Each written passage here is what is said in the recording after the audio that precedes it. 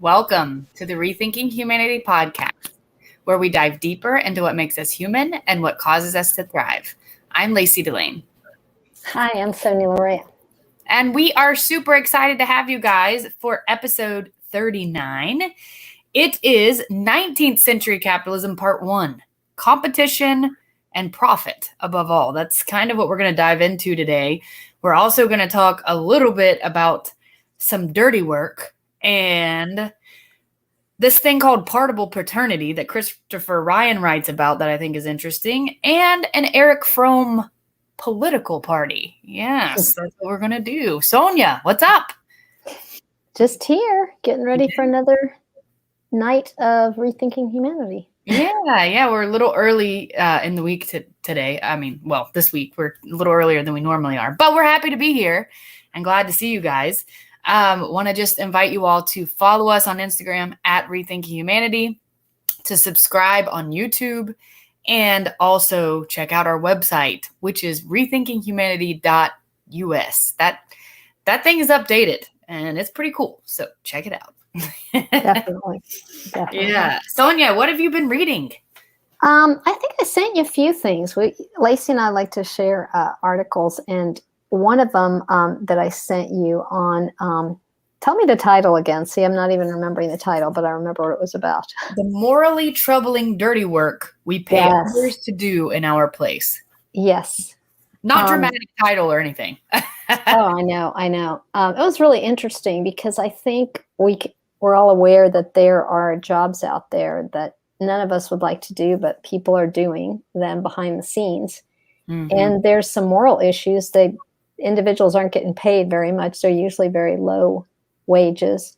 And yet at the same time, we're benefiting from that work. And the article kind of covers a lot of different jobs, but I know there was a part of this that you really touched you, Lacey. Yeah, one of the things it talks about is, folks who are working with the mentally ill, and within the prison system, I believe is kind of how the context of that. And basically, these folks get put into prison because in the 1970s, like psychiatric hospitals started to close, which is something I've heard a little bit about, but don't know a whole lot of details about. But I loved this. It says, since the closure of many state psychiatric hospitals beginning in the 1970s, mentally ill people have often been held in prisons. Their psychological torment is not incomprehensible to educated Americans. Our literary culture is powerfully rooted in experience of depression, mania, and psychosis. So anyways, the point is that we're throwing sick people into jail because they're sick. And that is disgusting to me. It's very, very sad. It is sad. Also in the article, it talks about these individuals that are working in this environment, and they're prone to obviously like suicide, depression. I mean, if you can imagine going into your job every day and then trying to disconnect from the work that you're doing, knowing that you're seeing, some horrific things, and then having to go back home. And so I think, it's not front and center. We don't hear about this always. So what really hit me, because I thought we talk about Erich Fromm and we talk about a more humane society, and I'm sure Fromm would say this is not the society that we, want to be living in. Yeah, and then it talks about like the psychiatrists who actually work in these prisons and work with these patients. I think psychiatrists, maybe it's the prison workers, but anyway, they're like so stressed out, losing their hair, and I think another thing it mentions is like a person who has to kill animals for like the food industry. Right. Do you remember that part? Yes, I remember that part. And it talks about, they actually quote in the article, which if you read it, they'll quote different philosophers, but it talks about how, a human being can go from being, we think that we have this moral compass, but then the human beings are having to act in a certain way that's very immoral. And so it becomes like normalized. Yeah. Which of course, inside of yourself, the soul is you're struggling, because if you're having to commit acts like inhumane acts, daily in your work, whether it's, towards animals or human beings. That would be, a very tough environment to be in. It reminds me of one of the episodes that we did earlier in the first season. It was on bureaucracy and how what happens as a result of bureaucracy is we have people who are just simply following orders and doing things that are damaging to other human beings. And they really don't want to do. It's not really in line with their values, but they just think that they have to do that. That's exactly what the article's saying. Yes. Yes. Yeah, and it looks like there's a book of the same title, so it might be an interesting book to read. But super good topic, and sad about these things. And we talked about this earlier, Lacey. Our country, we're one of the wealthiest countries, and the fact that we're doing this is just horrific. Like you said, the mental health thing is huge. It's huge. It's like, literally, guys, it's like if I had a broken arm and somebody put me in prison because I have a broken arm. Yeah. I'm sick. I need to be treated. I don't need to go to jail because I'm sick. It's baffling. It makes no sense. Yeah. It's baffling. Agree. So check the article out, guys. Yeah. It's on New York Times. The other thing I was reading this week, Sonya, this is the second time I've read this book, and I think it's a very interesting book. Christopher Ryan wrote this book called Sex at Dawn, and it's really a study of how we lived before the onset of agriculture. One of the hypotheses is that we are not naturally monogamous species, and there's a lot of physiological and archaeological evidence that he points to in the book.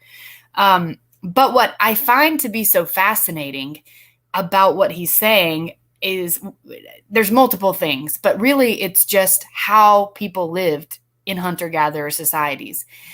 One of the things that I think is so interesting, and we talked a lot about this on our podcast, is how important community is. And that is something that is a struggle for us now, to the point where, like, we were in the coffee shop today where we met, and there's a sign for a group that's like talking about how bad it is and how hard it is for adults to find friends and the statistics around it. And it's like an app and a, website that people can go to like connect and go on hikes together and build friendships. Like, so anyways, the community element is something that is a struggle for us now, but then it wasn't.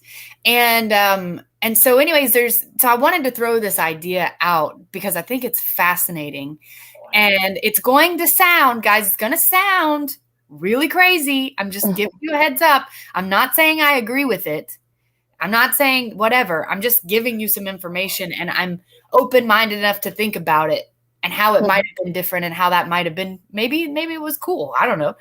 So he talks about this idea of partible paternity, which is what many hunter-gatherer societies believed, that a baby belonged to the accumulation of the folks that the woman had sex with over time.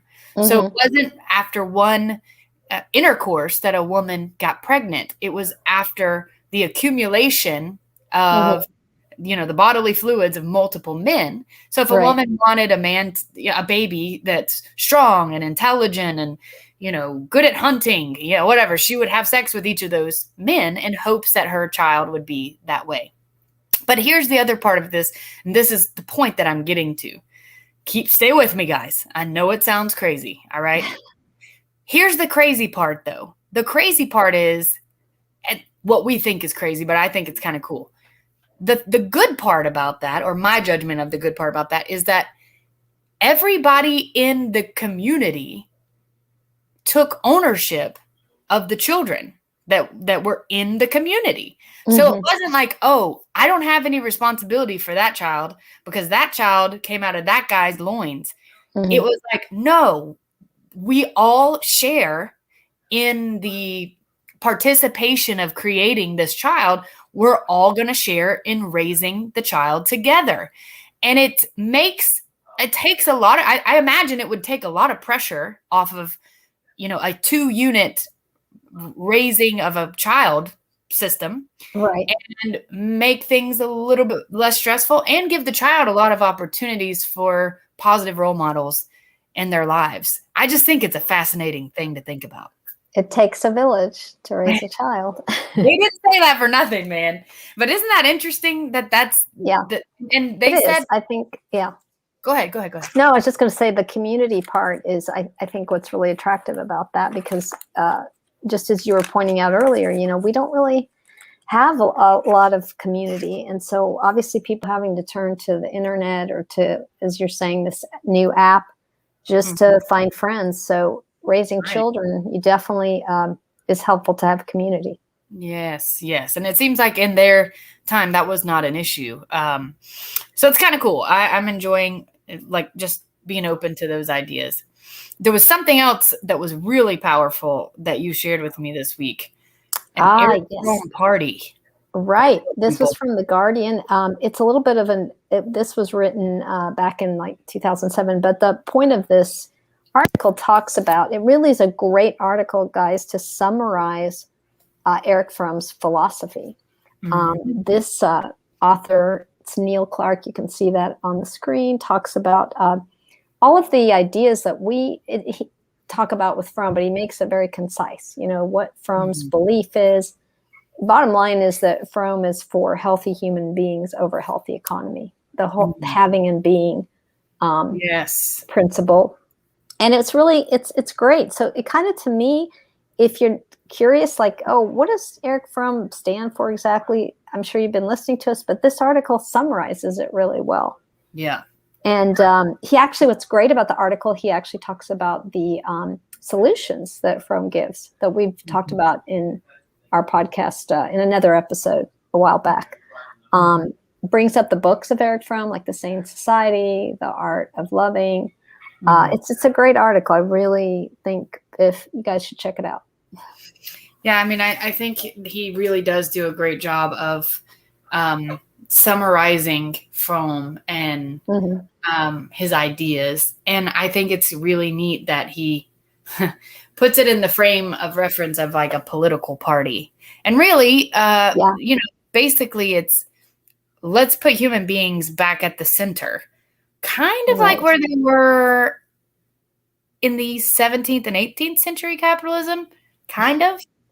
And we talked about that in the last episode about how in 17th and 18th century capitalism, there was a sense of respect for each other and not trying to outsell each other amongst businesses, and that the human was really at the center. And it was for the needs of the people was why capitalism was happening.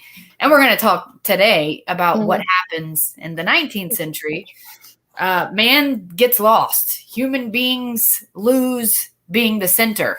They do. It starts to become business and production that happens in the 19th century, where human beings aren't in the center, as you're saying, which is going to be a shift to what, to kind of what we know today. We're going towards that direction. I mean, he begins it by talking about the exploitation of the worker, which we're familiar with, but it's really interesting how slowly you see this change, where all of a sudden, it's going to be it's going to be that each one seeks his own profit. And that's a capitalistic principle that kind of starts guiding us in the 19th century. And this is when he starts talking about the market, which we all know that the market drives what we do. One of the first times that I'm hearing about, previously on the other 17th and 18th, we weren't hearing about the market, but here Fromm brings up how the market is the prime regulator of capitalism. Interesting. Yeah, I haven't thought much on that specific, the market element of this. I think that's interesting and probably pretty integral. He also says the owner of capital was supposed to be morally right if, in the pursuit of profit, he exploited to the maximum the labor he hired. Wow. I mean, when you hear it like that, it's that's horrible. That's crazy. But guys, That's what we do. That's exactly what we do. Yeah, that's what we do. So what I brought up earlier is this exploitation of the worker. So when it comes to the market, the statement that I find really, he tells it very well here is, while everybody believes himself to act according to his own interest, he is actually determined by the anonymous laws of the market and of the economic machine. Yep. And the individual capitalist expands his enterprise not primarily because he wants to, but because he has to. That's the market. Yeah. Yes. And, it's so funny because I reread this today before we, came on, and this totally reminded me of a situation this week. I was speaking to a gentleman who said that his company over the last year has grown literally in the thousands of %. Wow. Because of how relevant it was and is still now in light of COVID. And so it's just an example of how this kind of takes control. He says, actually, as the business grows, one has to continue making it bigger, whether one wants to or not. In this function of the economic law, which operates behind the back of man and forces him to do things without giving him the freedom to decide. This guy's company is exploding, and he can't think about your company growing so fast at the thousands of percentile rate, and you can't keep up with it. That's so stressful. Yeah. And it has everything to do with something outside of him and nothing to do with what he has inside of him that he wants that business to be. Do you see what I'm saying? So this person, that you're talking to, how does he feel about it growing so quickly? Well, he's stressed the hell out. That's how he feels. So he's not exactly pleased with that growth. I mean, I think based on the way we do life, he probably is. Consciously he is, but unconsciously it's very clear how stressful it is, because it's overwhelming, because there's not enough resources and help and time, and there's so much demand and not enough effort for him to be able to put out to meet it. Yeah, that makes sense. Yeah. I mean, that's what I think happens to some people. They don't expect that, and then it's overwhelming. Yes. Which is interesting, because Fromm does talk about the actual needs in a society and how we determine. He gets into how actually a lot of times production isn't related to necessarily the needs. It's just what's going to be able to keep producing for that money, for the profit. Yes, absolutely. It's not about what serves man. It's about what's going to, bring more production and consumption. The usefulness of the product to the consumer is not of interest to the individual capitalist at all. It just is it's essential for the capitalistic mode of production for there to be ongoing growth and increase and profit, Right. And when you talked earlier about the exploitation, one of the exploitations would be the wages. So if the market bears whatever that wage is, it might not be a wage that you can live on, but if that's what the market's paying, that's what the worker has to accept. That's one of the other issues with exploitation. Right. And that's a false sense of freedom, a false choice. Yes. It's like a false choice. Another example of a false choice is whenever you open an app and you need the app. Let's say it's your banking app. I'm just making this up. And they say you have to agree to our data sharing, stuff. And you're like, I don't want you to share my data. But if I don't check the box, I can't use the app. And it's like, I got to use the app. Like, that's the way we do things now. So that's not a real choice. That's a false choice. And that's the same thing with the exploitation of, and really we could use the word slavery. It's kind of a strong word, but it's kind of true. Yeah. Well, it's like you're saying, the freedom of the individual is largely illusory. We just think we have a freedom, but we don't really have the freedom, even though there's not an outer force that compels us to do certain contracts. The market is actually operating behind our back, is what he's saying. So you have the belief, and you're actually not. Yes. The other thing that I think is impactful is that there was hardly any sense of like human solidarity between the owner of capital and his workers. And I wonder, if you guys that are listening think that that's still, upon reflection, if you think that's still happening today, it was like, it didn't matter about the humans. It just was like the law of the economic jungle was supreme. They were seeking out the customer, trying to undersell the competitor, and the competitive fight against equals was a ruthless and unrestricted. And that's exactly how the exploitation of the workers were, ruthless and unrestricted.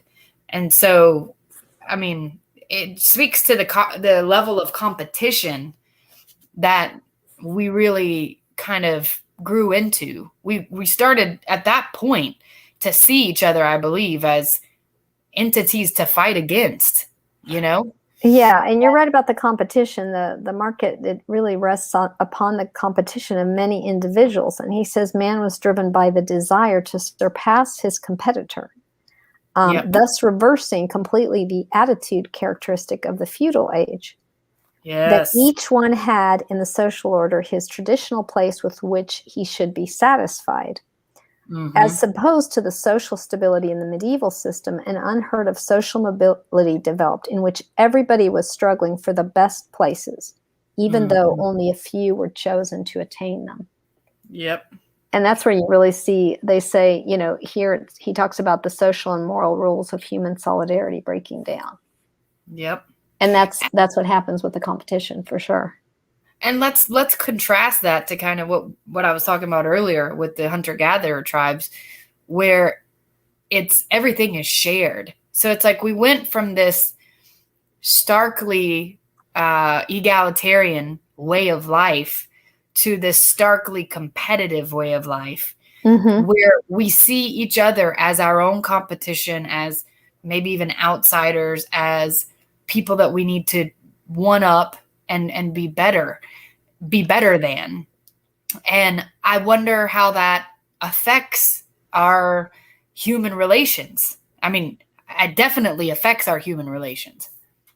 Yeah, it definitely does. Like you said, then you do have that loss of community and that idea. I think it's more of the model of, who can gain the most, who can be at the top. And we know that what drives that is profit.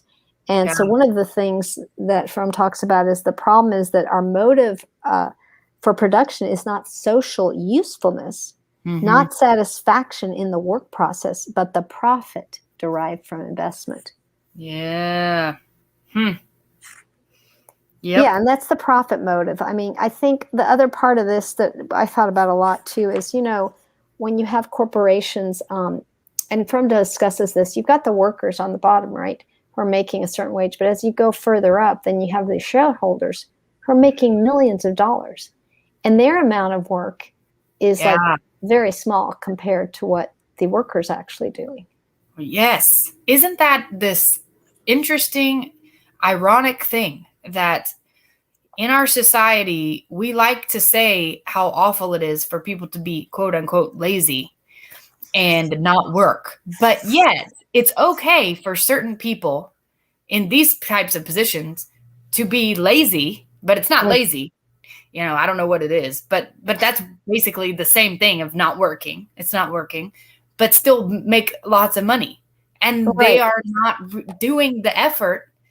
They're making lots of money as a result of other people's work. Yes, work. And I think the point that Fromm makes is that, we're this capitalist mode, this specific mode that he's talking about in this century, it's just driven ever expanding. Like, you have to keep growing.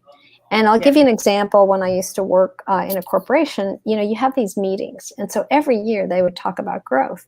And I remember thinking, well, what happens if one year you don't grow? Like, it's this never ending growth idea. But I'm thinking, well, isn't there like an end point, or do we always have to be growth, growth, growth?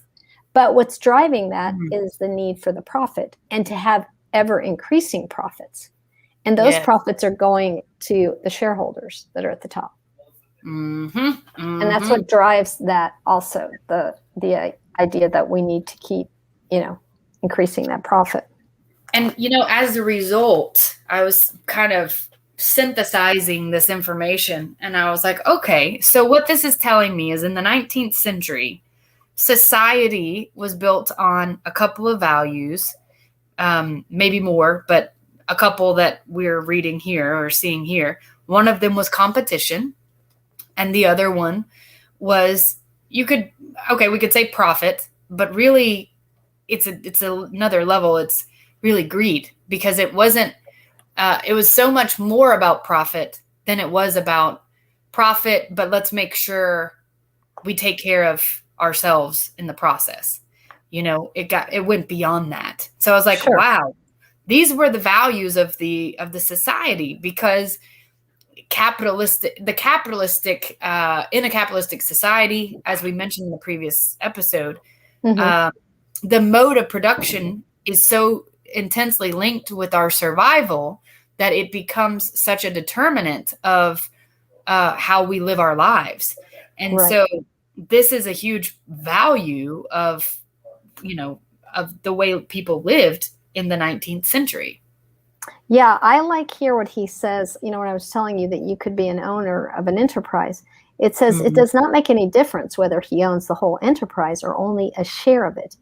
In each case, he makes a profit from his capital and from the work of others without having to make any effort himself. Mm-hmm.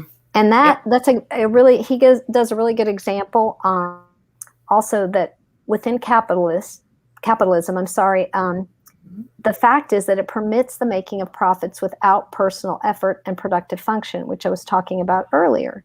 And then he also talks about comparing the people that are performing their services. He compares a school teacher to like a physician.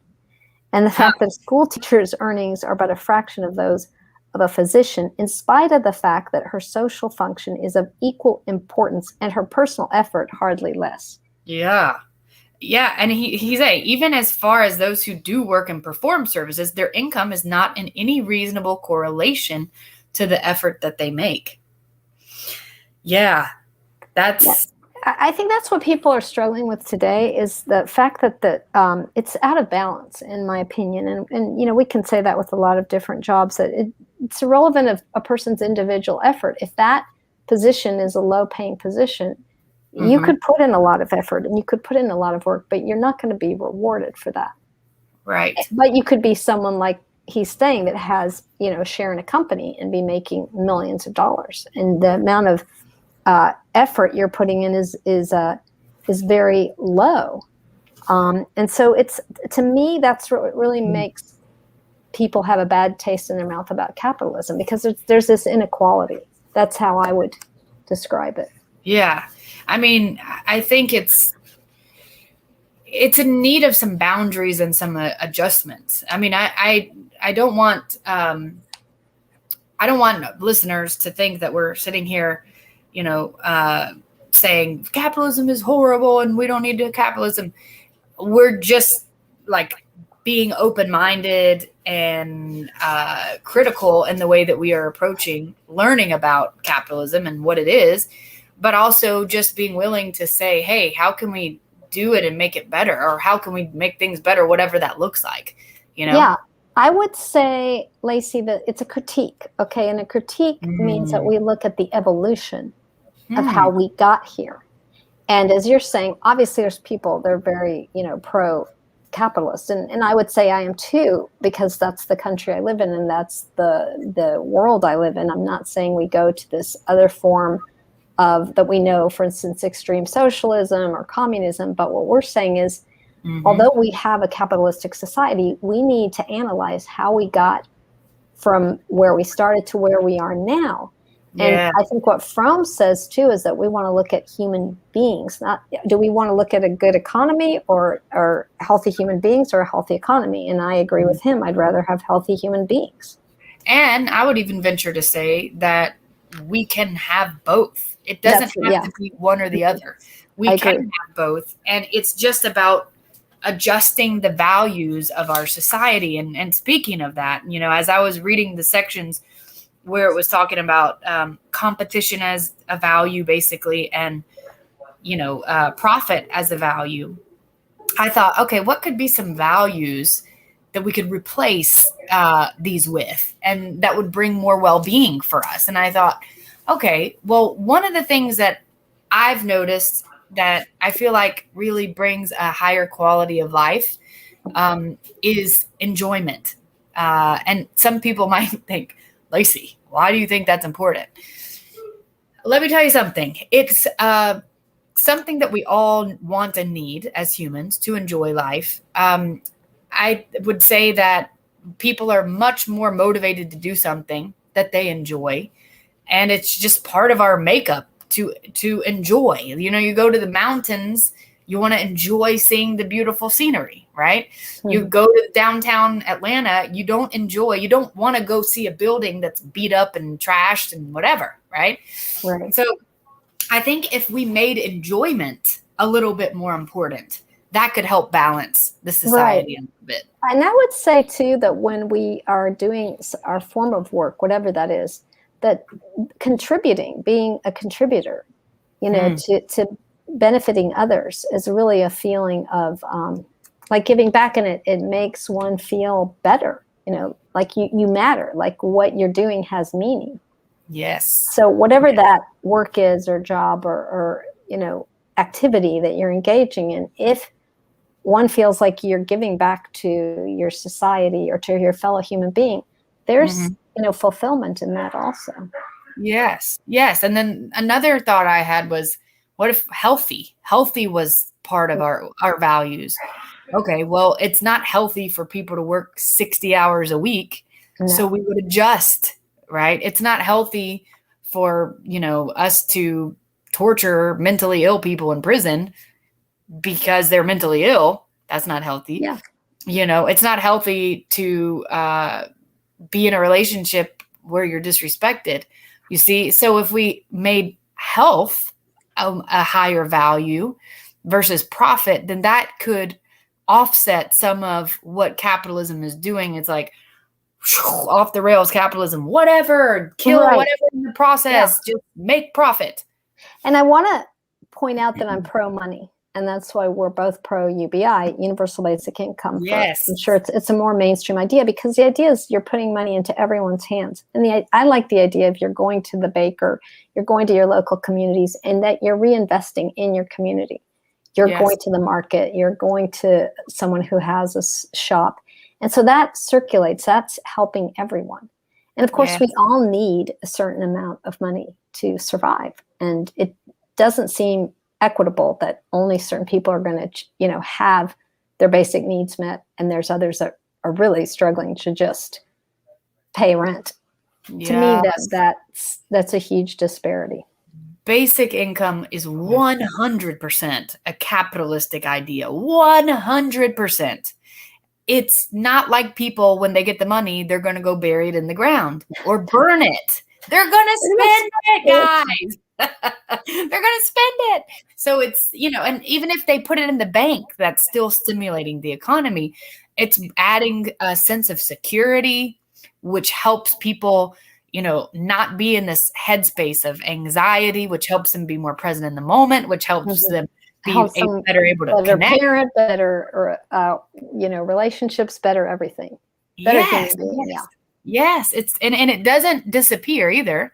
It circulates through the economy. Whenever I get a cookie, buy a cookie from you, Sonya, what do you do with that money?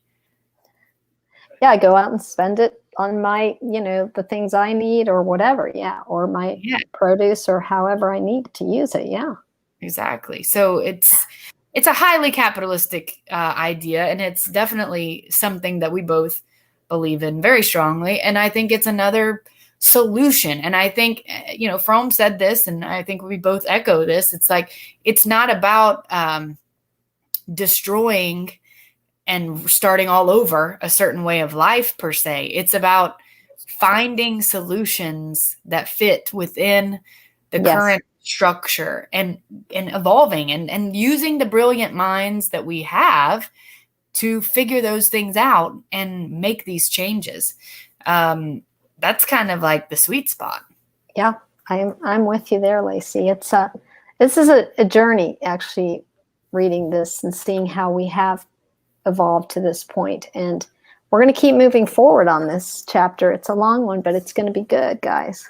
Yes, this section on 19th century capitalism is pretty substantial. So this is going to be a series.